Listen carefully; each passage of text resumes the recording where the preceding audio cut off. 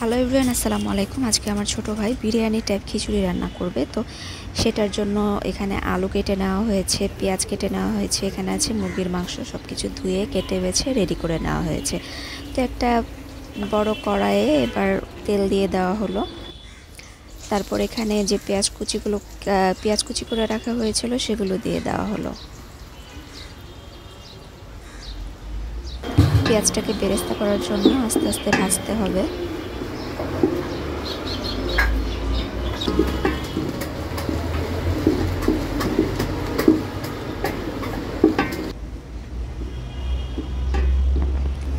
পেঁয়াজ বেরেস্তা হয়ে গেছে, এবার এখান থেকে তুলে নেওয়া হচ্ছে। আসলে গ্যাস নেই, তো গ্যাসের স্বল্পতার জন্য এখানে পেঁয়াজ বেরেস্তাটাও তো ভালোভাবে হয়নি। তো এরপরে আলুগুলো দিয়ে দেওয়া হলো।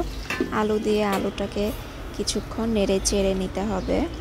এবার মাংস ম্যারিনেট করার পালা। মাংসে এখানে আদা বাটা, তারপর রসুন, তারপর এখানে ধনিয়া পাতা, লবণ, তারপর দেওয়া হলো একটু মরিচ গুঁড়ো,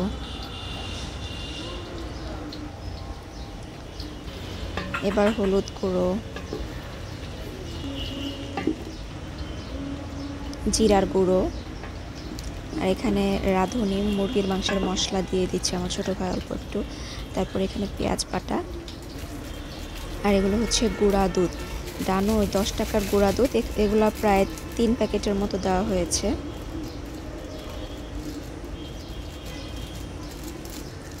তারপর এখান থেকে 2 চামচের মতো তেল নিয়ে নেওয়া হচ্ছে।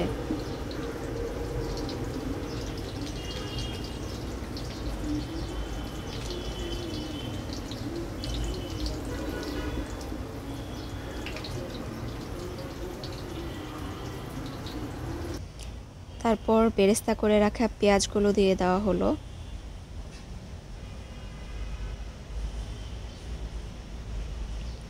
এবার আমার ছোট ভাই এটাকে খুব সুন্দরভাবে মাখিয়ে নিচ্ছে। আসলে ও ওর মতোই বানাচ্ছে, আমি কিছু বলছি না, দেখছি যে কিভাবে বানাচ্ছে সে।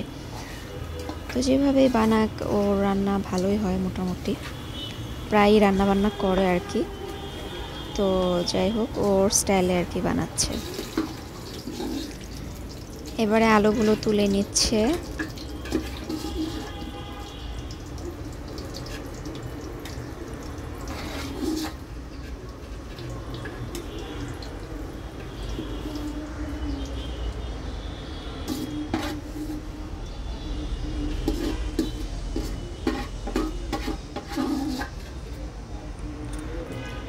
তারপর মেখে রাখা মাংসগুলো দিয়ে দেওয়া হচ্ছে তেলে।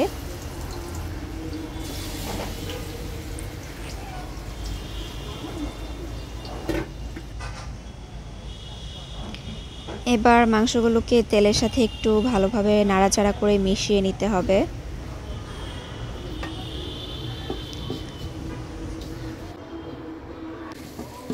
তারপর আলুগুলো দিয়ে দেওয়া হয়েছে।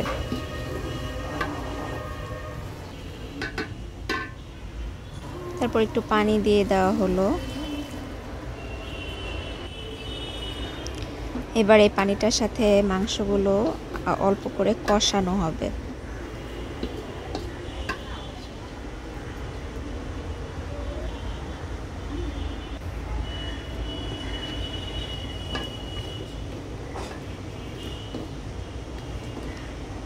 তো এটাকে মাঝে মাঝে একটু নাড়াচাড়া করে দিতে হবে। তো মুরগির মাংসটা কষানো ডান হয়ে গেছে। এদিকে পোলাওয়ের চাল ধুয়ে রেডি করে রাখা হয়েছে, আর এখানে একটু বিরিয়ানি মশলা দিয়ে দেওয়া হলো। এবার মাংসে পোলাওয়ের চালগুলো দিয়ে দেওয়া হবে।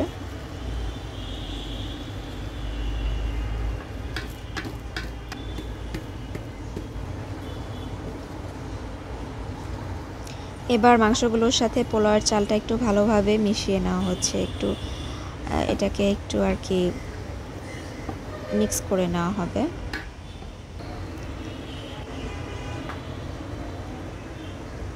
তো তারপর সিদ্ধ হওয়ার জন্য পানি দিয়ে দেওয়া হবে পর্যাপ্ত পরিমাণে, যতটুকু চাল আর মুরগির মাংস আছে সেই অনুপাতে।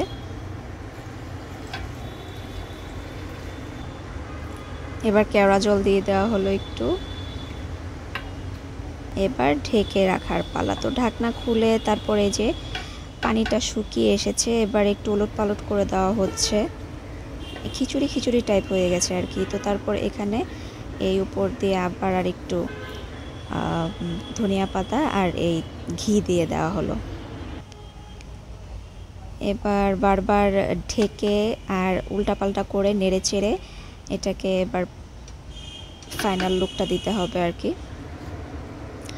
তো এভাবে করে করতে করতে এই তো ফাইনাল লুক। এখানে আমি নিয়ে বসে পড়েছি। খেতে কিন্তু দারুণ হয়েছে।